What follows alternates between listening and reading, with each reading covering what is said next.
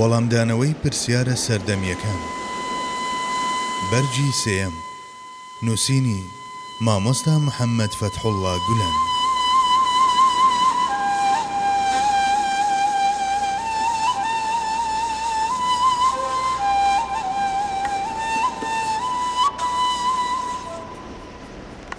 پێویستە هەڵوێستمان چۆن بێت لە بەرامبەر ئەو برا موسڵمانانەوە کە لە خزمەتکردنی دین و ئیمان سارد بوونەتەوە و سستیان پێوە دەبینرێت.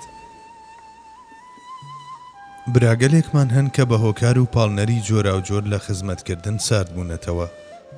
دەگونجێت هەموو کاتێک ئەمە ڕوو بدات، بەڵام ئەوان دیسانیش برای ئیمانداری ئێمەن.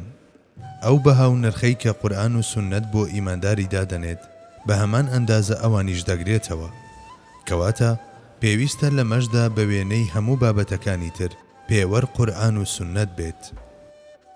بێگومان هەرگیز ناتوانین غەیبەتیان بکەین، چونکە غەیبەت حرامە و بریتیە لە خواردنی گۆشتی برای موسڵمان، چ ئەوەی ڕەفتار یان گفتارێکی ناشرینی بەرامبەر بکەیت و چ ئەوەش کە بیخەیتە ناو مەنجەڵەوە و گۆشتەکەی دەژێر ددانتدا بکرۆژیت. هیچ جیاوازیەکیان لە نێواندا نییە. لە چەند حاڵەتێکدا ڕێگە بە غەیبەت دراوە کە ئەمەش لە کتێبەکاندا بە دوور و درێژی ڕوون کراونەتەوە، بەڵام من لەگەڵ ئەمەش دانیم، چونکە لەمەدا پاراستنی پێوەر و هاوسەنجی تەواوەتی تەنها بە کەسانێکی کەم دەکرێت. هەرگیز ڕاز نییە هەر کەسێک پێی خۆش بوو ئەم ڕوخسەتە بەکار بهێنێت و ئەم سنوورە ببەزێنێت. لایەنێکی دیکەی بابەتەکە بەم جۆرەیە. ئەو شتانەی دەیانڵێین بێگومان ڕۆژێک بەرگوێی ئەو برایانەمان دەکەونەوە، لەم حاڵەتەدا زیاتر لە خۆمانیان دوور دەخەینەوە. اینجا لەبەر ئەوەی بووینەتە هۆکار بەرپرسیارەتەکەی دەکەوێتە سەرشانمان. ئەمەش ئەو باڵێکی کەم نییە، چونکە هیچ کەس مافی ئەوەی نییە کەس لەم خزمەتە بەرز و مەزنە بێبەش بکات. جاری وایە ئەو کەسە تەنها بە دوورکەوتنەوەوە ناوەستێت، دەگرێت ببێتە دوژمنی ئەو دینەش کە تا دوێنێ ئامادە بوو لە پێناویدا گیان فیدایانە تێبکۆشێت. دوژمنایەتیکردنی داوایەکی حەق بەربوونەوەیەکی چەند ترسناک بێت، بوون بە هۆکاری ئەمەش بە هەمان ئەندازە تاوانە. خەڵکی زۆر جار بە سووک تەماشای خزمەتێک دەکەن کە خۆیانی تێدانین یان سەرکۆنەی دەکەن. کاتێک ئەمە لە بەرچاو دەگرین، چاوەڕێکردنی ئەم جۆرە ڕەفتارانە لەو برایانەی کە دوور دەکەونەوە شتێکی ژیرانەیە، چونکە قەدەری تاڵ و بەختی ڕەشی ئەو ئەمەیە. ئەمە ئەنجامێکی تاڵە. کەسێک کە دەکەوێتە ناو دەرەنجامێکی لەم جۆرەوە تەنها شایەنی بەزەیی و میهرەبانیە. ئەو شتەی دەکەوێتە سەرشانمان ئەوەیە خۆمان بخەینە جێگەی ئەوان و بەو جۆرە ڕەفتار بکەین. پێغەمبەری خوش هەمان شتی دەکرد. هەرگیز لە پاشملە بەخراپ باسی هیچ کەسێکی نەدەکرد لەوانەی کە کەوتونەتە هەڵەوە یان پێیان خلیسکاوە یاخود گوڕوتینیان سارد بووەتەوە.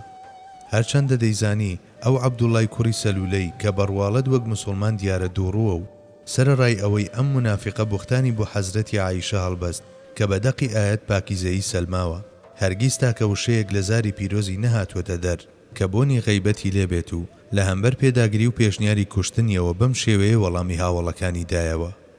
نەخێر، ناهێڵم خەڵکی بڵێن محەممەد هاوڵەکانی دەکوژێت. هەموو کتێبەکانی فەرموودە لەم سەر بۆ ئەو سەر بگەڕیت، ناتوانیت تاکە وشەیەک بدۆزیتەوە کە لە پاشەملە لە دەمی پیرۆزی ئەو هات پێتە دەرو ئیماندارێکی زویر کرد بێت.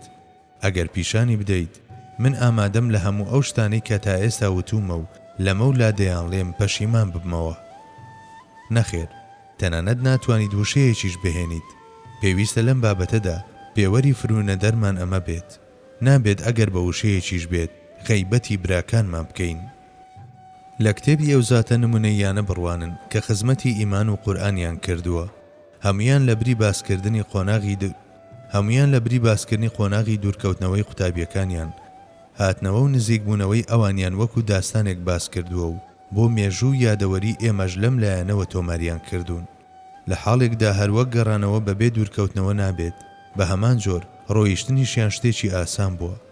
بەڵام ئەم زاتانەی کە لە بابەتی دەربەڕیندا هەتا بڵی تەستیار بوون بە تاکەڕستەیەکیش باسی ڕۆیشتنیان نەکردووە. هەرچەندە لە سەردەمی خۆیاندا چەندەها کەس تۆمەتیان بۆ هەڵبەستون و هێرشیان کردوونەتە سەر، هەرگیز بە شێوەیەکی ڕاستەوخۆ ناویان نەهێناون و غەیبەتیان نەکردوون، چونکە ئەو برایەمان لە هەمان سەنگەری ئیماندایە کە ئێمەی تێداین. وەسیفەتەکانی وەک ئیمانداری و دوژمنایەتیکردنی کوفر و لە ڕووی دەرەنجامیشەوە شایستە بوون بە بەهەشت شتانێک نیم بەکەم تەماشا بکرێن. لەبەر ئەوە هەروەک چۆن لە مار و دوو پشک هەڵدەین دەبێت لە ڕەخنەگرتن و پلاردان لە براکانمان دوور بکەوینەوە. دەکرێت لە گۆشەیەکی دیکەشەوە لە بابەتەکە بڕوانین. لە ئیسلامدا ئەو سزایانەی کە لە کاتی ئاساییدا جێبەجێ دەکرێن لە سەنگەردا هەڵدەپەسێردرێن. واتە ئەگەر کەسێک لە سەنگەردا زینا بکات یان دزی بکات یان بوختان بکات سزا تایبەتەکەی وەرناگرێت. حکمەتەکەیشی ئەمەیە.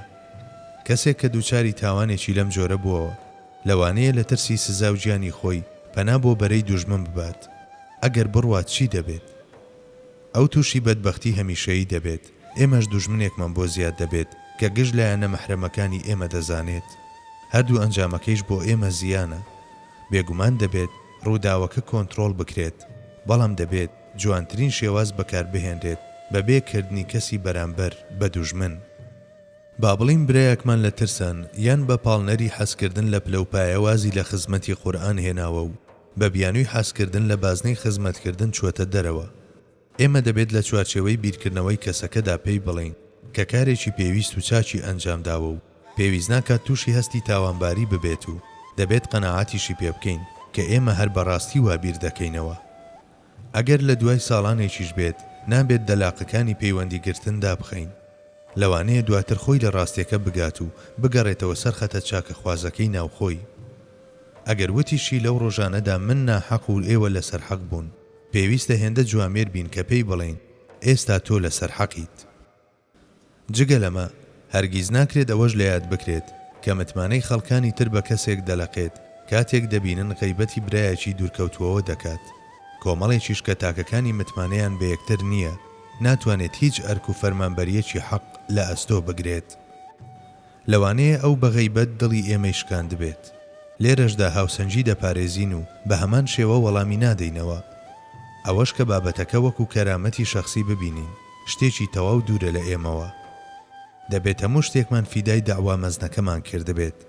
لە شوێن و ڕۆژگارێکدا کە کەرامەتی پێغەمبەری خوا دەشتێنرێت و سوکایەتی بە بابەتە ئیسلامیەکان دەکرێت نەک هەر باس و خواسی بابەتە کەسێکان ناکەین بەڵکو کاتمان نییە بیریشیان لێ بکەینەوە. ئەمڕۆ گەورەترین یارمەتیەک کە بەرامبەر بە مرۆڤێک بکرێت هەوڵدانە بە ئاراستەی ڕزگارکردنی ئیمانیدا. ئەوەی دەکەوێتە سەرشانی ئێمەش ئەوەیە بەم جۆرە یارمەتی براکانمان بدەین.